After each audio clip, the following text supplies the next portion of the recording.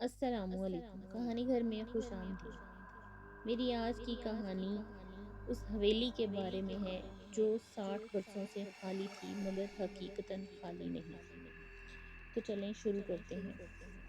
ये उन दिनों का वाक़या है जब अहद कुछ दिन रहने के लिए मेरे पास मेरे ससुराल आया था। यह हमारा आबाई गांव था जहां मैं शादी होकर आई थी। अहद गांव आता तो मेरे देवर बिलाल और असद के साथ पूरा गांव घूमता और मैं इसकी खुशी में खुश रहती। इस बार भी वो पूरा गांव घूम रहा था। इसे यहाँ की खुली फिजा और ठंडे मीठे चश्मे बहुत पसंद थे। ताया ताई भी इसे हाथों हाथ लेते थे क्योंकि ये सिर्फ इसकी बहन का ससुराल ही नहीं बल्कि अपनों का घर था जहाँ वो जब तक चाहता रह सकता था। बिलाल और असद से तो इसकी गाढ़ी छनती थी। जब अहद आता तो लगता था दिन पर लगाकर उड़ रही हूँ। पूरा दिन खुश गपियों में गुजर जाता और अगली सुबह फिर ये तीनों गांव की सैर को निकल पड़ते। इस दिन भी यही हुआ। ये तीनों मामूल के मुताबिक गांव में ही कहीं मौज मस्ती का प्रोग्राम बनाकर निकले होंगे। लेकिन रात के 11 बज चुके थे। इन तीनों का कुछ अता पता नहीं था। इनके मोबाइल पर फोन भी किया गया मगर राब्ता नहीं हो पाया। हम सब बेचैनी से इनका इंतजार कर रहे थे। वैसे भी गांव में सूरज ढलते ही सब अपने अपने घरों को हो लेते हैं। मैं बार बार घड़ी को देख रही थी कि अभी तक ये लोग वापस क्यों नहीं आए। ताया जी की डांट यकीनी थी कि अचानक मेरे मोबाइल की घंटी बजी और स्क्रीन पर आहत का नंबर देखकर मैंने फ़ोन उठा दिया। लेकिन जो खबर इसने मुझे दी, इसे सुनकर मोबाइल फ़ोन मेरे हाथ से गिर गया और साथ खड़ी ताई जान भी परेशान हो गई। क्या बात है रुबीना, मुझे बताओ क्या हुआ है। मुझे समझ नहीं आया मैं क्या जवाब दूं। कैसे बताऊं कि अब असद इस दुनिया में नहीं रहा, मगर बताना तो था ही और बताते ही जिसका डर था वही हुआ। ताई जान बेहोश होकर गिर पड़ी। ये खबर पूरे घर पर क़यामत बनकर टूटी थी। किसी को भी यकीन नहीं आ रहा था लेकिन ये हो गया था। हम हॉस्पिटल पहुंचे। सामने ही असद की खून में लथपथ लाश रखी थी। ताया ताई जवान बेटे की लाश देखकर पागल हो गए। सबकी आंखों में सिर्फ एक सवाल था कि ये सब कैसे हुआ। और फिर बिलाल ने जो कुछ बताया इस पर यकीन करना मुमकिन ना था, लेकिन यकीन किए बिना कोई चारा भी नहीं था। असद को इसकी आखिरी आरामगाह तक पहुंचा दिया गया। हर आंख अश्कबार थी। किसी की कुछ समझ में नहीं आ रहा था कि ताया जी की आवाज कमरे में गूंजी, तुम लोगों को मैंने सख्ती से मना किया था वहां जाने से, तो फिर क्या जरूरत थी इतना बड़ा कदम बिना सोचे समझे उठाने की। आखिरकार वो चुड़ैल हमारे जिगर के टुकड़े को खा ही गई और ये सिर्फ तुम लोगों की बेवकूफ़ी की वजह से हुआ है। ताया जी अहद और बिलाल पर बरस रहे थे, लेकिन दिल में उठने वाली इन टीसों का कोई इलाज नहीं था। सब अपने अपने कमरों में चले गए तो मैं अहद के पास जा बैठी। ऐसा कैसे हो सकता है, मुझे पूरी बात बताओ। और अहद ने जो कुछ मुझे बताया उसकी जुबानी सुनिए। कल रात हम तीनों कमरे में बैठे बातें कर रहे थे कि दादाजी की पुरानी हवेली की बात चल निकली। मैंने तो इस हवेली के बारे में कुछ नहीं कहा, लेकिन बिलाल और असद की बातें सुनकर मुझे भी हैरानी हुई। हवेली देखने का मन हुआ लेकिन असद ने बताया कि ताया जी ने वहां जाने से सख्ती से मना किया हुआ है, इसीलिए इन्हें बताए बगैर ही जाना होगा। मैंने वजह पूछी तो बोला, हाँ यार, हमारी पुरानी हवेली जो दादाजी ने बड़ी चाह से बनवाई थी काफी अरसे से बंद पड़ी है।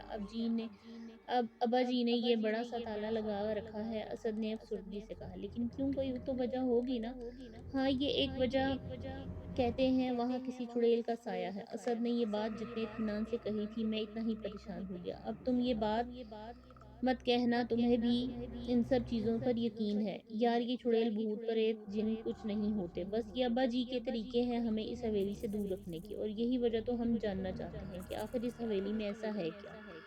असद अपनी बात कहकर खामोश हुआ तो मैंने कहना शुरू किया, वो तो ठीक है, और जहाँ तक मेरी बात है मैं भी इन सब बातों पर यकीन नहीं रखता। ये जिन भूत कुछ नहीं होते, लेकिन असल हकीकत क्या है ये तो पता चले।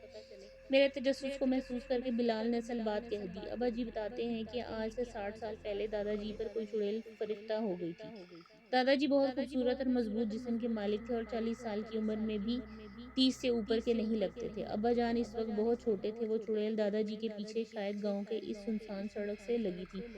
दादाजी को बहुत से आमलों को दिखाया गया मगर वो चुड़ैल हवेली तक चली आई। हवेली में इसकी मौजूदगी मुख्तलिफ अंदाज से जाहिर होती रहती थी। दादी इन सब चीज़ों से बहुत खौफ़ज़दा रहती थी। फिर काफ़ी अरसे बाद किसी आमिल बाबा के ज़रिए दादाजी की इससे जान छुड़ाई गई, लेकिन हवेली इसका मस्कन बन चुकी थी। तब यही फ़ैसला किया गया कि हवेली खाली कर दी जाए और ज़िंदगी को नए सिरे से शुरू किया जाए। तब से अब तक कोई भूल कर भी इस हवेली का रुख नहीं करता। बिलाल सारी उदास सुनाकर खामोश हुआ तो कमरे में कुछ देर के लिए खामोशी छा गई। फिर सब ही एक साथ कहका लगाकर हंस पड़े। असद ने कहा, छोड़ यार, ये पुरानी बातें हैं, ऐसा कुछ नहीं होता। बात तो मुझे भी हजम नहीं हुई थी। हाँ यार, अब तो 60 साल का अरसा बीत चुका है, जो कि बहुत लंबा अरसा है। अच्छा, ये हवेली है कहाँ?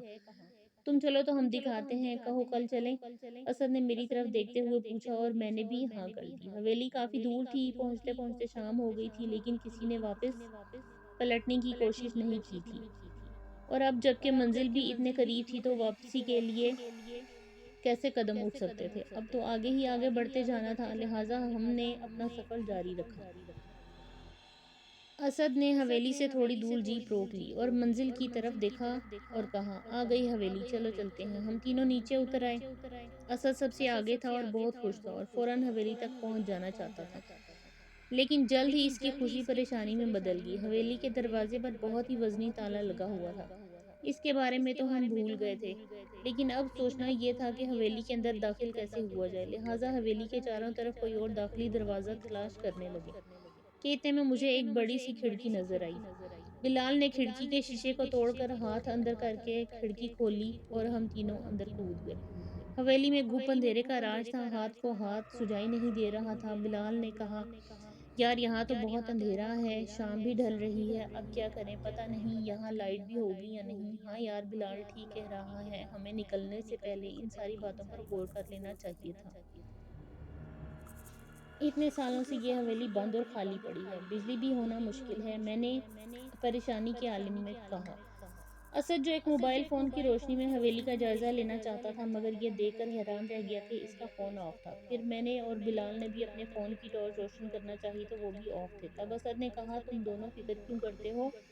ऐसा भी तो हो सकता है बिजली हो। मेन स्विच तलाश करने की कोशिश करता हूँ। और फिर वो दीवार पर टटोलने के अंदाज में हाथ से स्विच तलाश करने लगा। असद को अभी ज़्यादा देर नहीं हुई थी कि इसके हाथ में कोई स्विच तो नहीं आया, अलबत्ता किसी का नाजुक हाथ ज़रूर आ गया। वो ज़ोर से चिल्लाया, कौन है? कौन है वहाँ? क्या हुआ? किसे आवाज़ दे रहे हो? मैंने फ़िक्रमंद होकर पूछा। यार, यहाँ अभी कोई था, मेरे हाथ में इसका हाथ आया था, मगर फिर वो गायब हो गई। गायब हो गई मतलब? मैंने हैरानी से पूछा। हाँ यार, मुझे यकीन है वो लड़की थी, असद ने कहा। असद, ऐसा भी तो हो सकता है वो तुम्हारा वहम हो और ऐसा कुछ भी ना हो। मैं अभी अपनी बात पूरी नहीं कर पाया था कि शायद असद को स्विच मिल गया था। इसने बटन दबा दिया और हवेली रोशनी में नहा गई। अब हर चीज़ वाज़िया नज़र आने लगी। हमारी हैरत में भी कई गुना ज़्यादा इजाफा हो गया। ये बहुत बड़ा कमरा था, सामने दो तरफा सीढ़ियाँ और ऊपर की तरफ जा रही थी। और फिर कतार में कमरे थे। हमें जिस चीज़ ने हैरत में डाला वो इस हवेली की नफासत थी। हर चीज़ करीने से रखी थी, धूल मिट्टी का तो नामो निशान तक न था। हवेली को तो देखकर लगता ही नहीं था कि यहाँ कोई नहीं रहता, और 60 साल से इस तरफ कोई नहीं आया। मैं यही समझ रहा था कि हवेली की हालत तो बहुत खराब हो गई होगी, लेकिन यहाँ तो ऐसा लगता ही नहीं है कि कोई रहता नहीं। हवेली कभी खाली हुई ही नहीं, मैंने इर्द-गिर्द देखते हुए कहा। बिलाल ने भी ताज्जुब से कहा, बात तो तुम्हारी ठीक है और मैं भी हैरान हूँ, लेकिन मुझे लगता है कि अब्बा जी यहाँ की देखभाल करवाते रहे हैं। तभी तो बिजली भी है यहाँ और दीवारों पर रंग व रोगन भी है, असद पर पुरसोच अंदाज में कह रहा था। और इसकी ये बात सुनकर हम दोनों ने भी सुख का सांस लिया। हाँ हाँ, यही बात हो सकती है। बिलाल और मैं साथ साथ बोले, चलो आगे बढ़ते हैं यार, हवेली तो शानदार है, दादाजी की पसंद को दाद देनी पड़ेगी। बिलाल ने एक सोफे पर बैठते हुए कहा, हाँ कह तो तुम ठीक रहे हो, माशाल्लाह। माशाल्लाह, बहुत ही बड़ी हवेली है, मैंने जी खोलकर तारीफ की। इतने में बिलाल अपनी जगह से उछलकर खड़ा हो गया। क्या हुआ? असद ने इस्तफसार किया। मुझे लगा कोई मेरे पास आकर बैठा है और मेरे कंधे पर हाथ रखा है। असद और मैंने एक दूसरे को देखा, फिर कुछ सोचकर असद बोला, यार मुझे भी वहम हो गया है, इस चुड़ैल की बातें दिमाग से निकाल दे, ऐसा कुछ नहीं है। देखो, हमें यहाँ आए हुए आधा घंटा हो गया है, लेकिन कुछ हुआ और अभी तो पूरी हवेली देखना बाकी है। असद ठीक कह रहा है बिलाल, चलो चल के हवेली देखते हैं। और फिर रात भी तो हो गई है, हम किसी को बताकर भी तो नहीं आए। आपी भी बहुत फिक्र कर रही होंगी। मुझे अचानक बहुत सी बातों का ख्याल आया था, लिहाजा हमने कदम सीढ़ियों की तरफ बढ़ा दिए। ऊपर आते ही दोनों तरफ कमरों का एक सिलसिला चल निकला। हम तमाम कमरों का जायज़ा लेते हुए आगे बढ़ रहे थे कि मुझे किसी के साथ चलने का शुबा हुआ। मैं चौंक गया था मगर खामोश रहा, लेकिन अब तो हद ही हो गई थी। किसी ने मुझे पीछे से धक्का दिया था और मैं गिरते-गिरते बचा था। मुझे समझ में नहीं आया कि पीछे मुड़कर देखूँ या नहीं, और फिर मैंने बिलाल और असद को आवाज़ दी। क्या हुआ? वो दोनों मेरी तरफ देखने लगे। मुझे लगता है कि अब हमें यहाँ से चलना चाहिए। रात गहरी हो रही है, सब बहुत फ़िक्रमंद होंगे, हमारा इंतज़ार कर रहे होंगे। मैंने जल्दी-जल्दी अपनी बात ख़त्म की। हाँ, हाँ, चलते हैं, लेकिन ये देखो, ये दादाजी का कमरा लगता है। चलो अंदर चलकर देखते हैं।